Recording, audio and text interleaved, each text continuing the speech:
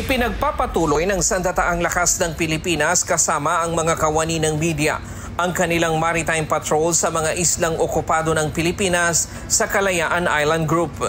Kahapon pinuntahan ng grupo ang Likas Island, pangalawa sa pinakamalawak sa siyam na islang kontrolado ng bansa sa West Philippine Sea.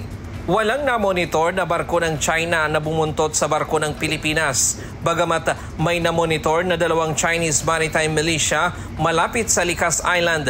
So dito pinapakita natin na ang bawat feature natin dito sa West Philippine Sea, yung siyam na features na to, ay tinatauhan natin ng miyembro ng Sandatahang Lakas ng Pilipinas to assert our sovereignty. And with this, we're showing the Filipino people, yung warmth na nandito po, yung media, nakita nyo talaga kung ano yung sitwasyon dito sa isla. Napakaganda po ng ating bayang Pilipinas. And nandito po ang ating mga kasundaluhan para po i-assert ang ating sovereignty dito sa ating mga features sa West Philippine Sea.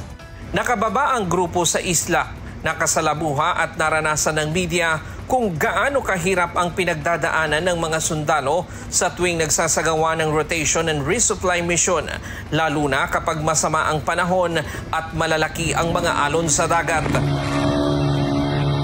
Ganito ang hirap ng ating mga sundalo kapag nagsasagawa ng rotation sa mga isla dito sa Kalayaan Group of Island. Pagdating sa isla, tila paraiso ang ganda ng mahabang white beach nito. Mayroon itong lawak na mahigit 18 ektarya at kilalang nesting sites ng mga pawikan sa buong West Philippine Sea. Isa ito sa binabantayan ng mga Pilipinong sundalo. Gayunman, hindi madali ang sitwasyon ng mga sundalo lalo na't bukod sa limitadong kagamitan ay mahirap din ang sitwasyon ng lugar, may banta ng ibang bansa at matagal silang mawawalay sa mga mahal sa buhay. Pero sa kabila nito ay nananatiling mataas ang moral ng mga sundalo. Yung attitude ng ating mga sundalo is maganda naman because of training nila. And they're well motivated to stand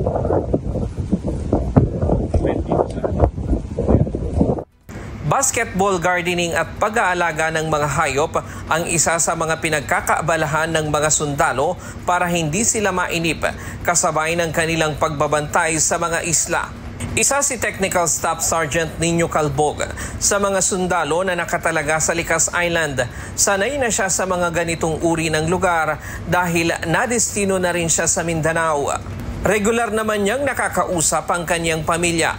Pero isa sa kanyang sakripisyo ay hindi niya personal na nasusubaybayan ang pagpapalaki ng kanyang mga anak. Sabi ko palagi sa kanila is para sa kanila nung pinatrabaho ko na ilang sundalo, palayo sa pamilya. Pero meron, nandyan man din si misis ko na sa pagpapang mag-aalalay na pinapaliwanag mo rin ng ganda sa kanila. Si tatay ganito maglayo.